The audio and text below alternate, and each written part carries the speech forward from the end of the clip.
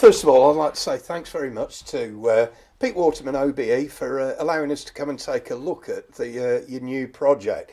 This is going to be on display in Chester Cathedral from 17th of July, but as we are here today, you're still working towards that deadline, aren't you? Yeah, oh yeah, we've.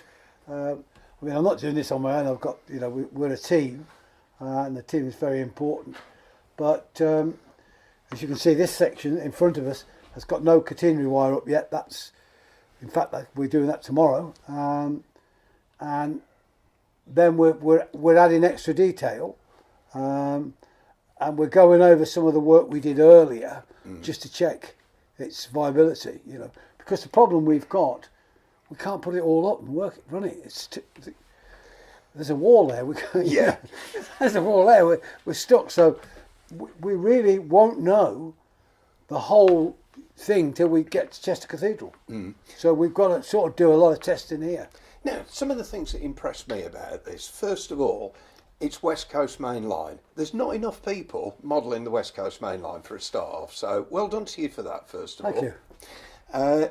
The next aspect is you've taken the mundane and observed, obviously, what's actually there in between some significant civil engineering features. So things that we've actually got on this model. First of all, your model of Keffin Viaduct, that's impressive. So where did you start with that one? Well, one of the conversations we had at Chester Cathedral is Thomas Brassey has a chapel there. And Thomas Brassey, of course, is one of the most famous railway engineers, civil engineers of all time. He built so many worldwide railways. And he's quite an amazing character, by the way. And he built Keffin Viaduct. So the Brassey Society wanted at least that in the church, which sort of we all agreed that we should have the Keffin Viaduct. So it was all based around we needed Keffin Viaduct. Yeah. What, of course, nobody really at that point when you sit in isolation, you don't work out how long something is. So, I went down and had a look at Keffin Viaduct, and after I picked myself up, I thought, oh my God, it's huge. So we worked out how to scale it. We wanted it to look big, but it couldn't be any longer than 12 feet because that's one board. So we knew that the longest it could be is 12 feet, and we would need a bit on the front and a bit on the end to get it on and off the board. But it then led me to doing what I thought, well, why not build a layout that is based around civil engineering? So we've got Keffin Viaduct. What about Shuckburgh Tunnel? Because that beautifully castellated tunnel, that's fantastic. And you've got Watford Tunnel, which is also really pretty. So what if we based it around the walls at Road? And then suddenly we come to North Church Tunnel, which is Berkhamsted, and I thought, that's what we should do. We should actually just build things that people see every day and probably don't even take a second look at. That's Watford Tunnel. You look at Watford Tunnel, it's amazing. It's got all the detail that Euston Arch had, And I thought, well, when somebody said, yeah, but it's just a layout of tunnels. Yeah, but if you looked at them tunnels, they are fantastic tunnels. Yeah. Now, what you've actually taken is different features from the West Coast route, brought them together into a scene, which entirely plausibly gives you a flavour of a line that couldn't be anywhere else when you actually look at it. You've got all of the flavours of it. Oh, thank you. I mean, that's what I tried to do. And in fact, this is the truth. What I did was I got my mobile phone. I do this journey 3 times a week. And so I came in at Road on the train, and I literally put my camera to the window and filmed all the way from Road down to Watford Tunnel, and then sat and watched it. And I sat and watched it and thought, what takes my eye? Yeah. What do I see? I'm watching this video, but what is my eye picking up? And it was the tunnels and the houses at North Church. That's what my eye saw. And of course, the other thing was, it was like all these trees. I saw this mountain with all these trees and grass. How do I do all that? And then, of course, I noticed from the video, you can't see those trees. No. It's just a mass of jungle. Yeah. It's just masses of green all the way along. Yeah. And you occasionally pick out, a wall or a conduit, but there's so much of it. You're not picking it up. And I thought, well, that's perfect. Yeah. That's perfect because I've only got like 3 months to build it. So we can't add dairies and engine sheds. We just don't have the time. Yeah. But you've taken, that's a very pragmatic approach to a big layout solution. And a lot of the memorable layouts over the years are about watching trains go by, but also, obviously, in that definable context that you've actually got. Because, I mean, obviously, as you say, Shugborough Tunnel, you've got the Western Portal or North Portal, which is castellated, sort of like Gothic style. The other end of it is an Egyptianate type, almost like a pyramid entrance, yes, isn't it? Yes. Yeah. And the thing was, I'm glad you just said that, because my regret of building Leamington Spa is that if I went back 20 years, I wouldn't have built it. Now, I know that sounds heresy to everybody that's been there because they all love it, particularly the centre, the city centre of the buildings I built. But I want to watch trains go by. Actually, if I'd have built just one fabulous side of the main line, I could have had a story and I could have sat there with a whiskey and a cigar and just watch train go by. Yeah. And I would have done it in a year and a half. Yeah. And I would have enjoyed it just as much, because what do we want to watch? Really, we want to watch trains go by. I mean, Leamington was a journey of building a layout, and it's taken us 20 years. We've never had 20 years worth of play out of it because we're too busy building it. So with this, because I was limited to 3 months maximum of 5 months, couldn't go any further. It's made for people to stand and watch train go by. That's what it's there for. That's what it has to do. It's a traditional show crowd pleaser, in effect, isn't it? Well, it has to be. You're going to have young people coming in, and people that are not model railway fans, and they're going to want to see things moving. So it was, let's give them the space to see things moving. And as you say, I mean, obviously, the Brassy element that's in there between sort of like Stevenson and Brassy and so on, such massively, prodigiously influential people in the railway engineering world. Sorry, this was quite early on in Brassy's life. Yeah, this was 1830, 1835. I mean, this, the reason you've got such an elaborate tunnel at Watford, it mirrors Euston Station. Now, if you said to Network Rail, you're going to build this fabulous station at King's Cross, which they have built now, and you're going to build it at St Pancras, but we want the tunnels now to reflect this beauty, they'll have a heart attack. But then the railways were trying to prove to their investors and to Parliament in particular that they were the new breed of people. These were the new guns in town, and they could afford to build St Pancras in this huge style. Yeah. If you think you've got a big house, mate, try this for size, because mine's bigger than yours. Well, this architectural grandeur, brilliant. That obviously, as you say there, Euston with the arch and so on, London and Birmingham, taking it through to Curzon Street, obviously with the building there as well. It was about making a statement, wasn't it? Yeah, and it was. It was also, you have to understand that to get the railways going, they had to fight adversity. And so it was, the investors wanted to see, if you like, the grandeur of it. It wasn't just the physical railway, it was the grandeur of the gesture. And I mean, technically, there's no need for you to build Doric arches and wonderful porticos. There's no reason. Yeah. Because a brick wall will do. Yeah. Because the passengers come in the station and you're taking their bob to go to Birmingham, and you really don't care that Curzon Street and Euston are beautiful stations. But that's not the way that the investors did it, because they had to go through people's land. Yeah, because the landowners demanded, a certain price for going through their land. So when you come to Shugborough, for instance, that's there for a purpose. The Earl said, no, you ain't going through unless you build me this. Yeah. This is what you're going to build me. Yeah. And for all those that do travel the West Coast, the most interesting feature to me that proves this point is once you come out the South Portal, there's a trout stream across the top of it. Yeah. On legs. Yeah. Because, the Earl said, you can't build it without diverting my trout stream. Yeah. So across, just in front of the tunnel, there's a trout stream. Now, if you said to Network Rail, you've got to put a trout stream over the road, we'd never get a railway built. Yeah. But then it made a feature of it, building follies on the hill over the tunnel after it. Yeah, but I'm not sure I'd want to be an investor in a company that built follies for the Earl of Lichfield. You know what I mean? I think he got enough money without my money. If you've got a spare hour and you want to really learn something about railways, Google Thomas Brassey, right, who built this, the civil engineer. This is a character, okay? What an amazing, amazing man this is.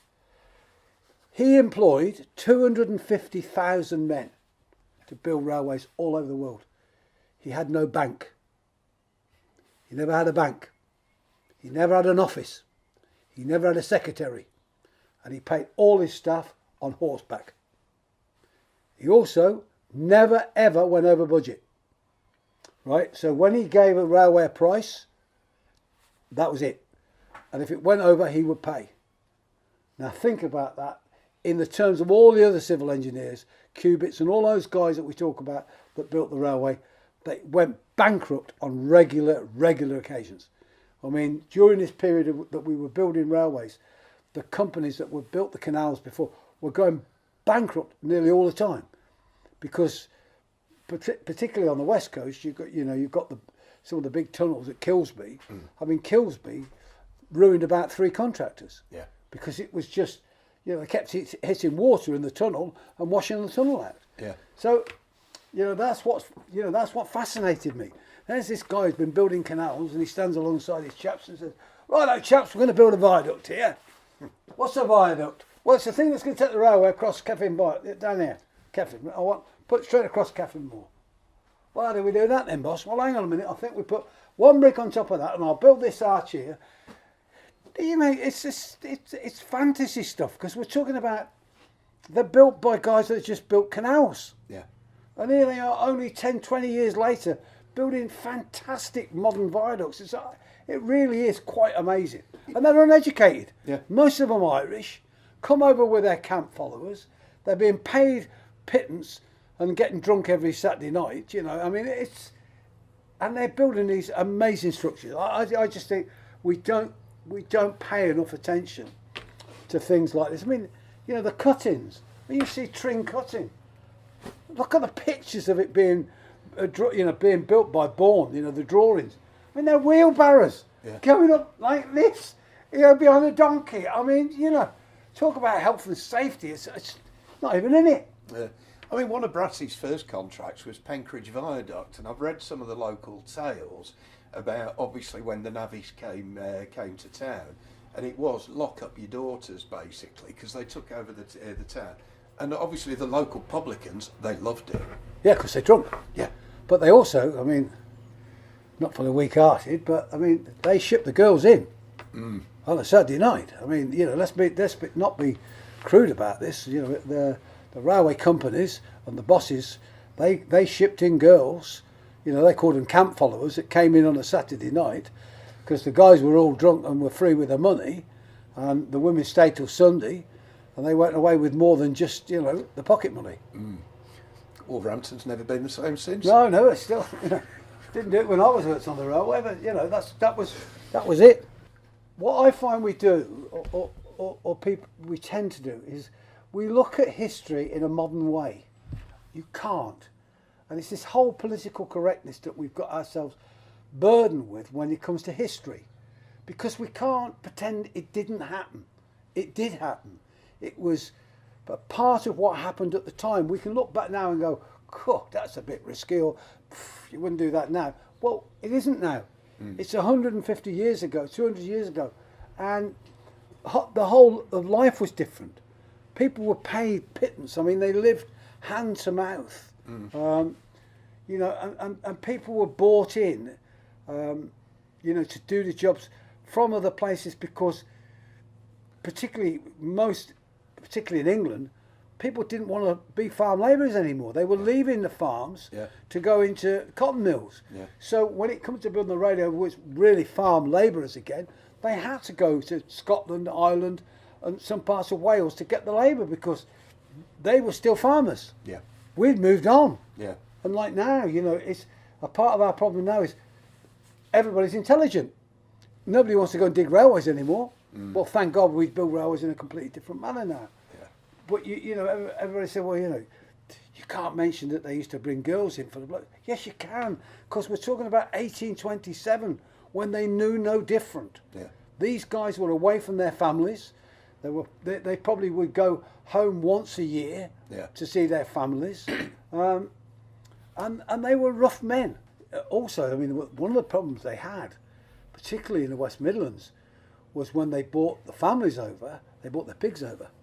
Yeah. And suddenly you've got people living in houses with pigs. Yeah. Because, these are guys that are living in rural Ireland. They want their pigs, they want their animals. This is their bonus. Yeah. So, it was a huge upheaval. Yeah. So we can look back and say, well, you can't say that, but that's history. Yeah. Of course we can say that, that's what it was. That's what our ancestors all did. You ran out of money, you went to a workhouse. Yeah. Well, nobody goes in a workhouse anymore, but we all have to fact that probably all of us have got great-grandparents that at some point went to workhouses because they couldn't afford to live. That's just the way it was. Yeah. And that aspect about the pigs, it was because the pig is such a usable animal right the way through from everything to scratchings, and that's why in the Black Country there's so much in the way of pork scratchings around. No, that's what I'm saying. So the Irish immigrants brought their pigs with them and their cattle with them, or chickens, because it was a way that they knew they could keep alive. Yeah. That's what they did. It's, as you say, from one end to the other, and they ate the lot. But that's the history of the railway. Yeah. So if we don't work out why things worked and how they did it, then we're missing an interesting part of the railway. Yeah. When you come to why do we, run certain formations? Yeah. When we were putting this video up, we put up a brake van, and I said to you, all the trains in blue and grey had a brake van at the front and a brake van at the back. Right. Because there were no DVTs in those days. Yeah. And that's where you put your bike. Yeah. So when you were commuting, you went down the front of the train, you put your bike in there, and you went back and sat in the standard class. Yeah. Or in the back. That's what you did. Yeah. That was just absolutely typical of what you did on the West Coast. Yeah. I mean, when I started commuting, which was in '69, and the first electric came out, you got your first Mark IIs coming in because we were posh, but you had your BGs and your buffet car or your restaurant car, whichever it was, that was always a Mark I, and you knew where you sat, and that was a part of it. Now, I remember, because I was lucky enough to have friends that worked on the railways, we all forget that those early electrics, the 1s, 2s, 3s and 4s, they were unbelievable.